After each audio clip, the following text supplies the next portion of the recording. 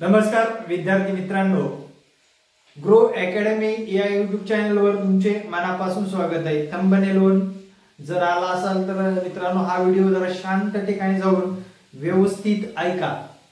आता एक फेज 1 झालेला आहे, बरोबर।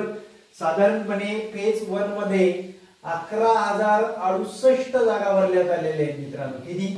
11,068 एवढ्या जागा भरण्यात आलेल्या आहेत। 16,000 पैकी 11,068 साधारण अजून 5,000 जागा भरण्यात येणार आहेत फेज 2 च्या माध्यमातून। आता विद्यार्थी मित्रांनो, या सर्व जागा विना मुलाखती आहेत, म्हणजे 16,000 जागा विना मुलाखत आहेत। 16,000 जागा या साधारणपणे विना मुलाखत नाही। यांचं भवितव्य नक्कीच उजळणार आहे।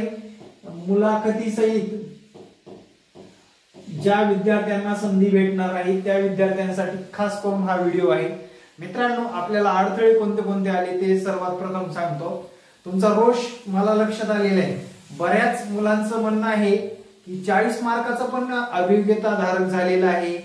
100, 200, 150, साधारण 130, 120 वाले सुद्धा घरी बसलेले आहेत। आरक्षण मित्रांनो, आरक्षणामध्ये त्यांचा नंबर लागलेला आहे। एमपीसी असो, यूपीसी असो किंवा इतर कुठल्याही परीक्षा असू द्या, आरक्षणामध्ये त्यांचं मेरिट खाली येतं।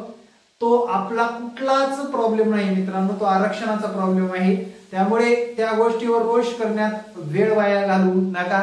जे आपली कास्ट आहे, आपल्या कास्टला किती मेरिटला गरजेचे मार्क आहेत ते आपल्याला पडलेले नाहीत, आपण झालो नाही, विषय सोडून द्या।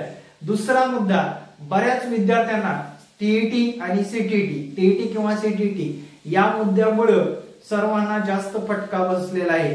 सर्वात जास्त फटका, आरक्षणापेक्षाही जास्त फटका सीटीटी किंवा टीईटी पास नसणारे 9वी 10वीच्या भरोशावर असणाऱ्या विद्यार्थ्यांना बसलेला आहे मित्रांनो। बरेच विद्यार्थी 2, 4, 5 मार्कांनी घरी बसलेले आहेत।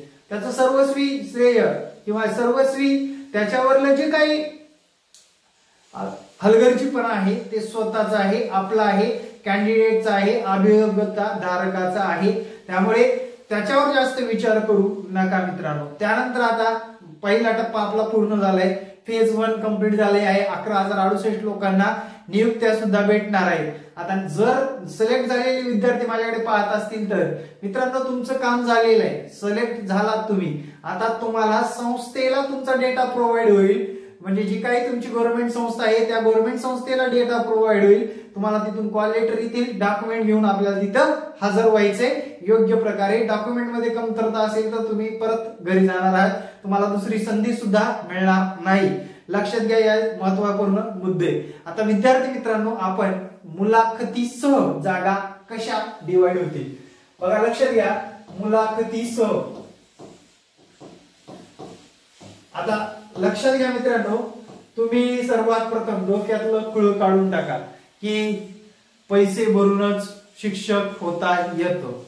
हे अजिबात डोक्यात ठेवू नका, कारण पवित्र पोर्टलने पाठवलेले 10 व्यक्ती मुलाखतीला जाणार आहेत आणि आपण जेवढं बी कॉन्फिडन्सली मुलाखतीला तुम्ही हजर राहाल तेवढा तुमचा जास्त फायदा आहे। लक्षात घ्या, असं पण आपलं झालं नाही मुलाखतीशिवाय। आता मुलाखतीसह म्हणजे जास्त आपल्याला उत्साहवर्धक जायचंय, तिथं बी पॉझिटिव्ह जायचंय। आणि मी पॉझिटिव्ह करतोय लोकांना, लक्षात घ्या। आणि या पॉझिटिव्ह पणा जर तुमच्या ठेवलात तर तुमचा मुलाखतीसह सुद्धा नंबर लागू शकतो मित्रांनो। बी कॉन्फिडन्सली कोणत्या गोष्टी करायच्या आहेत विथ इंटरव्ह्यू वाले बघा, लक्षात घ्या। आणि या गोष्टीवर ठाम राहा, कारण पैसे भरणारा माणूस आहे, अभियोग्यता धारकच आहे। आणि अभियोग्यता धारकाला आपल्याला टचन द्यायची आहे। जे गरीब गोरगरीब विद्यार्थी आहेत ते विद्यार्थी लागले पाहिजे। त्या विद्यार्थ्यांनी उत्स्फूर्तपणे या फेसला समोर जायचं आहे। सामोरे जाऊन व्यवस्थितरित्या तगड्या आवाजामध्ये स्पष्ट शब्दामध्ये अध्यापन पद्धती शिकलोय आपण, त्या शब्दामध्ये आपल्याला मुलाखत द्यायची मित्रांनो। ठणकावून सांगत आहे, लक्षात ठेवा, तुमची एक चूक सुद्धा मागात पडू शकते। त्यामुळे मुलाखतीसह जाताय ना, बी कॉन्फिडन्स जावा, बी केअरफुली जावा, दमात प्रश्नांची उत्तरं द्या, व्यवस्थितरित्या जावा, नीटनेटकेपणा असला पाहिजे, मरगळल्यासारखं जाऊ नका, मनात शंका बाळगू नका, तुमची जागा फिक्स होणार आहे मित्रांनो। लक्षात ठेवा, जर तुम्ही याच्यामध्ये जर डाऊटफुल आतापासून राहिलात तर तुमची जागा हातातली सुद्धा जाणार आहे. हे वाक्य माझं त्या लक्षात ठेवा, कानात घुमू द्या. कारण जे काही विद्यार्थी पाठवले जाणार आहे ते सर्व पवित्र पोर्टलच्या माध्यमातून पाठवले जाणार आहे आणि ते पवित्र पोर्टलच्या माध्यमातून विद्यार्थी मित्रांनो शिक्षक होण्याची संधी गमावू नका. कारण विद्यार्थी मित्रांनो तुम्ही पाहिलेलं असेल कास्ट वाईज जागा भरल्या तेव्हा कमी मार्क वाला सुद्धा लागला, कारण त्याची कास्ट तशी आहे. त्याच्यावर आपल्याला रोष करून उपयोग नाही मित्रांनो. स्पर्धा परीक्षेची मेरिट बघा, दुसऱ्या गोष्टीचा विचार करा, तुमची योग्य निवड होत आहे आणि पवित्र पोर्टलवर चांगल्या दर्जाचे शिक्षक निर्माण झालेले आहेत आणि ते जॉईनिंगला सुद्धा गेलेले आहेत. मित्रांनो आपल्यामधली कमतरता जाणून घ्या, पुढे चला. कुणालाही दोष ठेवू नका आणि कोणत्याही गोष्टीवर अफवावर विश्वास ठेवू नका. निगेटिव्ह लोक खूप झालेले आहेत. 10 वर्ष झालं या डीएड बेड करून घरी बसलेले आहेत, त्यांच्याकडे अभ्यास नाही, स्किल नाही. अशा लोकांपासून सावधान राहा. स्किल असणाऱ्या लोकांच्या संगतीत राहा आणि येणाऱ्या काळामध्ये विद्यार्थी मित्रांनो फेस करा. कोणतीही पोस्ट तुम्हाला मिळू शकते, कोणत्याही क्षणाला. लक्षात ठेवा, असली संधी येणे नाही. शासनाने थोडक्यात एक मेरिट सांगतो मित्रांनो, 22,000 पदं काढलेले. किती? 22,000. अरे मित्रांनो कॉम्पिटिशन काय आहे? फक्त 2,16,000 लोकांचं कॉम्पिटिशन आहे. अरे कुठलीच एक्झाम उरली नाही, एवढं कमी कॉम्पिटिशन असणार आहे. त्यामुळे बी सिरियसली आणि बी केअरफुली तुम्हाला फेस करायची आहे.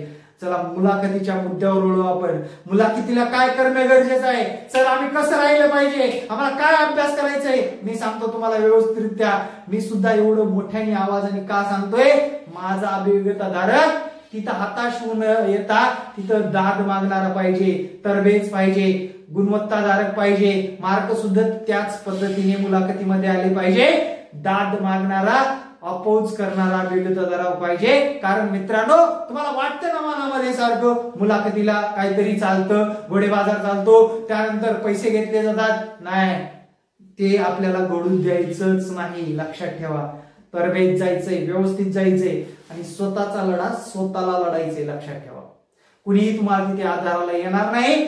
मला सुद्धा कॉल करू नका, डायरेक्ट जावा.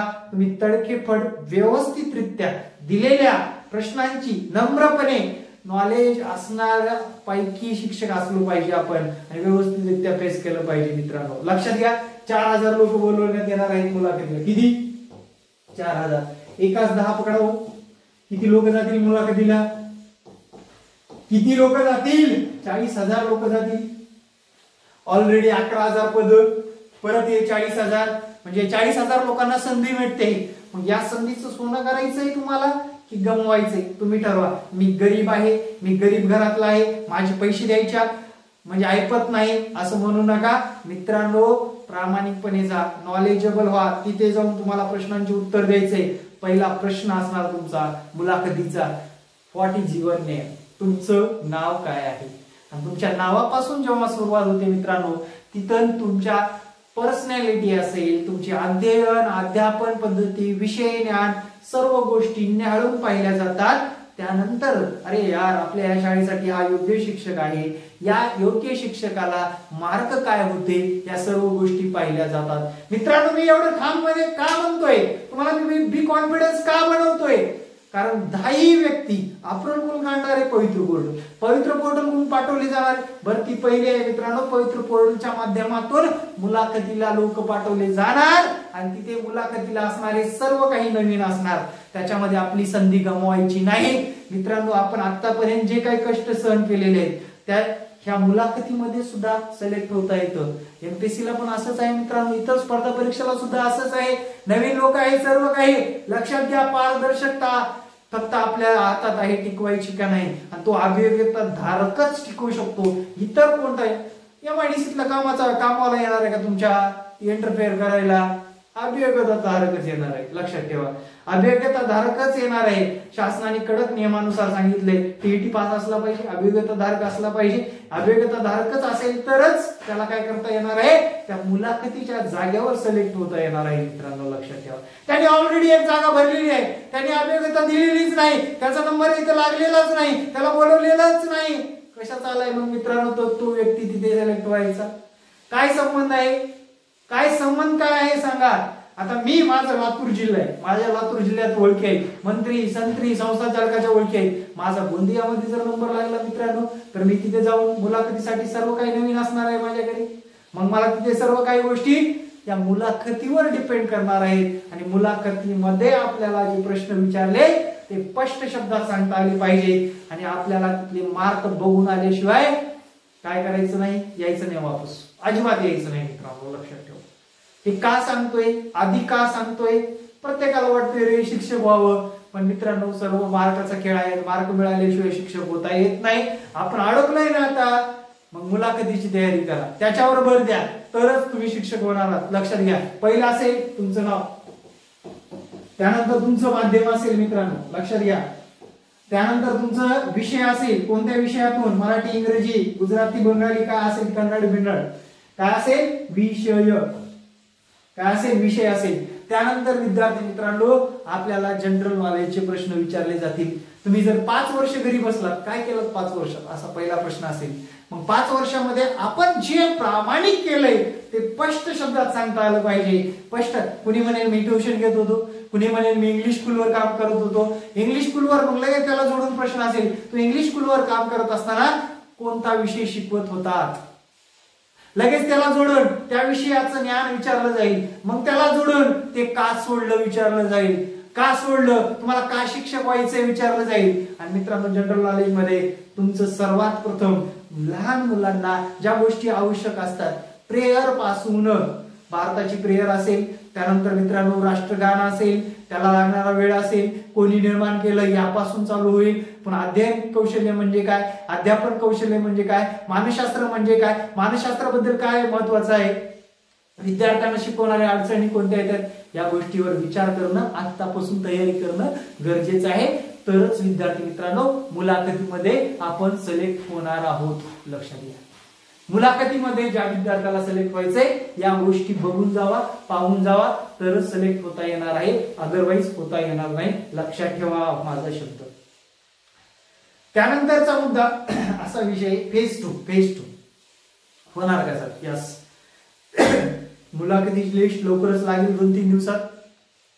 त्यानंतर त्यांनी सुरुवातीला सांगितले आम्ही पहिला टप्पा फेब्रुवारी महिन्यात राबवू, दुसरा टप्पा एप्रिल मे मध्ये राबवू आणि सर्वांना जॉईनिंग जून जुलै मध्ये देऊ. हे आपण पण ऐकलेलं आहोत, पण विसरून गेलेलं. फेज 2 8 दिवसांनी होणार का, 15 दिवसांनी होणार का, त्यांना असं म्हणलं, यांना असं म्हणलं.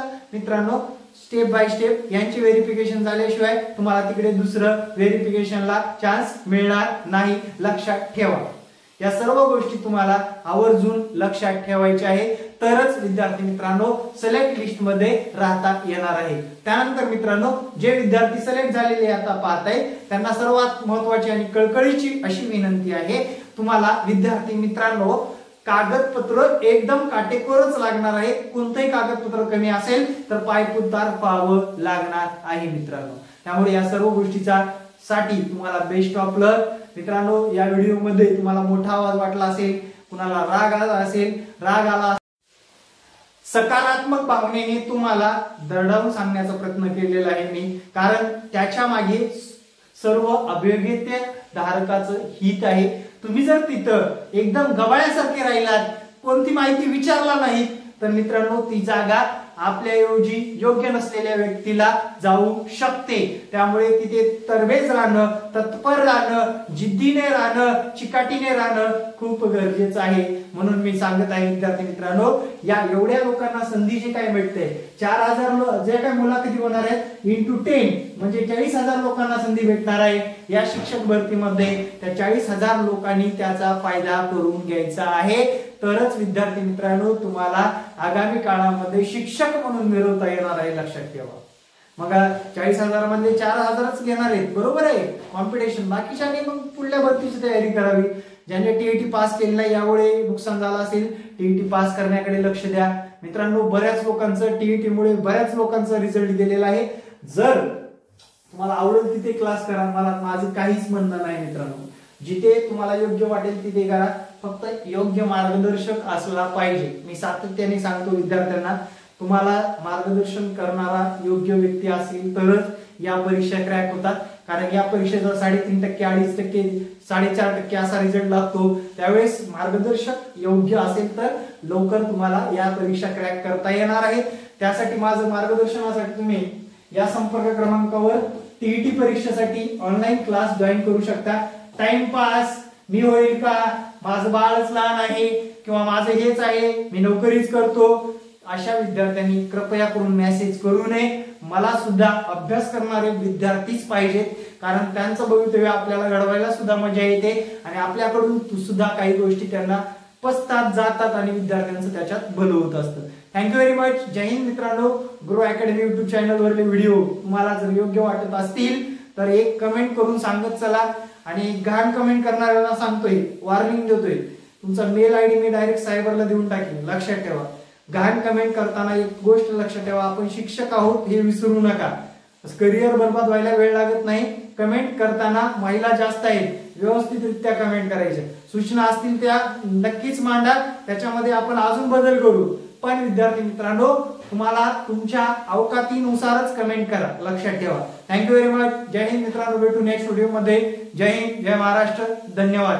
इतर विद्यार्थ्यांसारखी व्ह्यू मिळवण्यासाठी काम करत नाही, विद्यार्थ्यांचे भवितव्य घडवण्यासाठी विद्यार्थ्यांना तळमळीने माहिती पुरवतो आणि विद्यार्थ्यांना कायम मागच्या भरतीमध्ये 3 वर्ष सकारात्मक ठेवून आपण साधारणपणे 800-900 विद्यार्थ्यांना या अभियोग्यता चाचणीमध्ये सामील करून घेतलेला आहे मित्रांनो. त्यामुळे या सर्व गोष्टी जाणूनपूर्वक व्यवस्थितरित्या पाहून जावा. तुमचं भवितव्य दडलेलं आहे, शिक्षक होण्याची संधी मिळालेली आहे, कॉम्पिटिशन इतरांच्या तुलनेत कमी आहे, तर त्याचं सोनं करायला विसरू नका. जय हिंद मित्रांनो. भेटू नेक्स्ट व्हिडिओ मध्ये. जय हिंद, जय महाराष्ट्र. धन्यवाद.